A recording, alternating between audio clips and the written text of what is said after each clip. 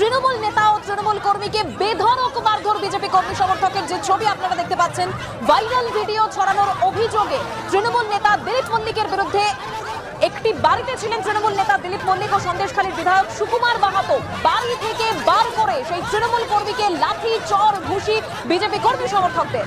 আমরা কথা বলবো সরাসরি আমাদের প্রতিনিধি সমীরণ পাল সেখানে রয়েছে। সমীরণ, এখন কি পরিস্থিতি সেখানে?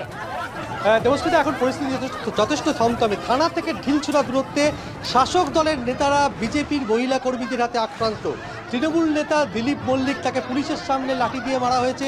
শুধু তাই না, তৃণমূল কর্মী তাতান গায়েনকে মাটিতে ফেলে বিজেপির মহিলা কর্মীরা মারধর করেছে এবং তাদের অভিযোগ যে সমস্ত ভাইরাল ভিডিও তৈরি করা হচ্ছে তার নেপথ্যে দিলীপ মল্লিক। আমরা এই মুহূর্তে দিলীপ মল্লিকের এই বাড়ির সামনে রয়েছি। সেখানে প্রথমে যখন বাড়িতে ঢোকেন মহিলা বিজেপি কর্মীরা, তখন আপনাকে মোবাইল কেড়ে নেওয়া হয়। ওরা আসছিল ওখান থেকে সব দলবল নিয়ে মারার জন্য। তো আমি তখন বলি যে মহিলারা, যেহেতু আমি ছেলে, মহিলা আছেন একটু দূরে যান। আর ওনারা ছিলেন তখন সামনে, আমি দূরে, ওনারা কোনো কথা শোনেনি, আমার হাত থেকে মোবাইল কেড়ে নিতে চাইছিল। তারপরে আমি কোনো রকম মোবাইলটা কেড়ে সাইডে যাই, তারপরে গিয়ে এদেরকে রাখতে। আমাদের সঙ্গে রয়েছে তাতান গায়েন এবং সে তৃণমূল কর্মী দিলীপ মল্লিক এবং সন্দেশখালীর বিধায়কের সঙ্গে বৈঠক করছিল। তাকে মাটিতে ফেলে বিধায়ক মারধর করা হয়েছে। এখনও তার প্যান্টের মাটির দাগ রয়েছে। যেভাবে মারধর করা হয়েছিল, কেন মারধর করল? এই ভাইরাল ভিডিও, গঙ্গাধর কায়ালের ভিডিও ভাইরাল হওয়ার পর থেকে এর পরিপ্রেক্ষিতে এই ঘটনাটাকে পুনরাবৃত্তি করার জন্য এরা এই সমস্ত কিছু করে এবং এদের সত্যিটা যখন সামনে বেরিয়ে এসেছে এবং যখন ওরা দেখছে যে সন্দেশখালীতে বিজেপির ভিত এখন নড়বড়ে এবং বিজেপির আর কিছু নেই এবং বিজেপির উস্কানিতে এই সমস্ত মানুষজন, তৃণমূল কর্মী এবং আমরা যারা বৈঠক করছিলাম তাদের উপর আক্রমণ করে। অর্থাৎ এই মুহূর্তে আমরা দেখতে পাচ্ছি পুরো এলাকা শুনশান এবং র্যাব মোতায়েন করা হয়েছে এবং সন্দেশখালীর তৃণমূল বিধায়ক এবং তৃণমূল নেতা দিলীপ মল্লিককে নিরাপত্তার মধ্যে রাখা হয়েছে। এবং কথা বলে নেব দিলীপ মল্লিকের সঙ্গে।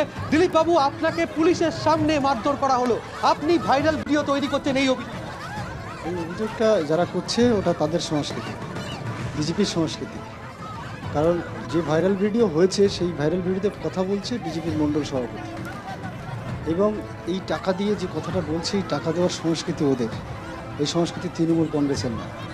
সঙ্গত কারণে সন্দেশখালীতে বিজেপি এই ঘৃণ্য চক্রান্ত করে যে পায়ের তলায় মাটি খোঁজার চেষ্টা করছে, আমরা তৃণমূল কংগ্রেসরা যখন মাঠে নেমে লড়াই করছি ঠিক সেই সময়ে একটা বিজেপি নেত্রী অর্চনা মজুমদার অভিযোগ করছে গতকাল বৌঠাকুরনির একটি মহিলাকে আপনারা অপহরণ করে নিয়েছেন, টাকা দিয়ে জোর করে ভয়েস রেকর্ড করেছেন। এটা হচ্ছে তারা জানে, এটা তাদের বলার কথা। যদি কোনো মহিলা অপহরণ করে থাকে তার বাড়ির লোক অভিযোগ করবে, সে অভিযোগ করবে, কিন্তু বিজেপি অভিযোগ করছে। তার মানেটা কি? মানেটা হচ্ছে ঘৃণ্য চক্রান্ত তৈরি করার চেষ্টা করছে।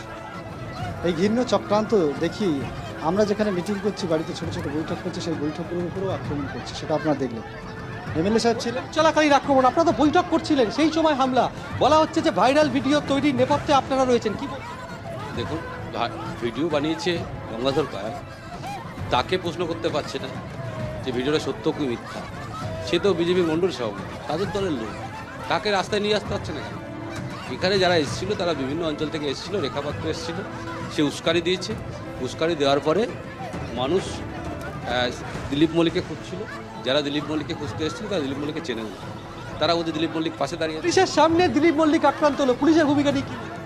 দেখুন, আজকে নির্বাচন কমিশনের কাছে আমরা জানাবো যে আজকে নিরপেক্ষ পুলিশ থাকবে। আমরা চাই যে সন্দেশখালী যে অশান্তির পরিবেশ তৈরি হচ্ছে, এই পরিবেশ থাকবে না। আমরাও দেখুন, আজকে 100 তৃণমূল কর্মী যদি এখানে আসতো তাহলে একটা গণ্ডগোল। থানা থেকে ঢিলছোড়া দূরত্বে আপনারা আক্রান্ত হলেন, সেখানে পুলিশ আসতে অনেকটাই দেরি করলো। দেখুন, পুলিশই অভিযান চলছে, ওদের একটা পুলিশ, ওরা একটা ডেপুটেশন করছে, সেখানে ব্যারিকেড আছে, পুলিশ এই ব্যারিকেডের মধ্যে ছিল এবং পরবর্তী যখন আমরা ফোন করি তখন পুলিশ চলে আসে। কিন্তু ওরা সেইভাবে বুঝতেও পারেনি, কারণ এরা সব বাইরের থেকে এসছে, সন্দেশখালীর উপর সন্দেশখালীর নেই। এরা কালো অভিযোগ করা হচ্ছে যে দিলীপ মল্লিকরা একজনকে তুলে নিয়ে গিয়ে বয়ান রেকর্ড করেছেন, তাকে মিথ্যে বয়ান দেওয়ার জন্য। এইসব ভুল কথা। আপনি নিয়তি মাইতি যে অভিযোগ করেছিল আজকে করেনি, আজকে মিডিয়ার সামনে এসছে, কিন্তু 28শে ফেব্রুয়ারি সেই দিন তিনি ম্যাজিস্ট্রেটের কাছে বলেছে আমার ধর্ষণ হয়নি, আমরা সাদা কাগজে সই করেছি। এবং আমরা দিলীপ মল্লিক তখন বাইরে ছিল, তখন দিলীপ মল্লিক এলাকায় ছিল না, তাহলে দিলীপ মল্লিকের দোষটা কোথায়? পরপর ভিডিও ভাইরাল হচ্ছে, গতকাল একটা ভিডিও ভাইরাল। দিলীপ মল্লিক আসলে সংগঠনটা ভালো করছে বলে ওদের চক্ষুশুল হচ্ছে, ওরা ভাবছে যে সন্দেশখালী ওদের তো কোনো জায়গা নেই, তাই জায়গা তৈরি করার চেষ্টা করছে। এবং ভিডিও ভাইরাল মানুষকে 2000 টাকা দিয়ে তখন মিথ্যে প্রচার করিয়েছিল, মিথ্যে বলেছিল ধর্ষণ নিয়ে। তাই মানুষ আজকে তার সত্যিটা মুখ খুলছে, একদিন তো একদিন খুলবে সত্যি আসবে। আজকে নিয়তিবাদী আজকে নয় 28শে ফেব্রুয়ারি, আর এটা মের 9 তারিখ 8 তারিখে মনে হচ্ছে তিনি মিডিয়ার সামনে বলেছেন। 28শে ফেব্রুয়ারি সত্যটা বলে এসেছে ম্যাজিস্ট্রেটের কাছে, আপনারা ম্যাজিস্ট্রেটের রিপোর্ট তুলতে পারবেন। অর্থাৎ এই মুহূর্তে যথেষ্ট শুনশান গোটা এলাকা এবং বিধায়ক রয়েছেন এবং দিলীপ মল্লিক রয়েছে, পুলিশি প্রহরায় তাদেরকে বের করা হবে এবং যারা আন্দোলনকারী তাদেরকে সরিয়ে দেওয়া হয়েছে।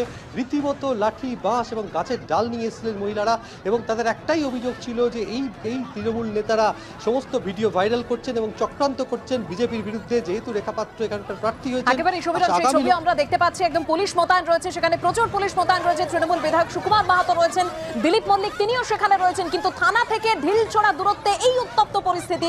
তৃণমূল নেতা ও তৃণমূল কর্মীকে বেধড়ক মারধর করে বিজেপির কর্মী সমর্থকরা। সমস্ত রকম গুরুত্বপূর্ণ শিক্ষণীয় খবরাখবর সবার আগে জানতে অবশ্যই আমাদের চ্যানেলটিকে সাবস্ক্রাইব করে রাখুন।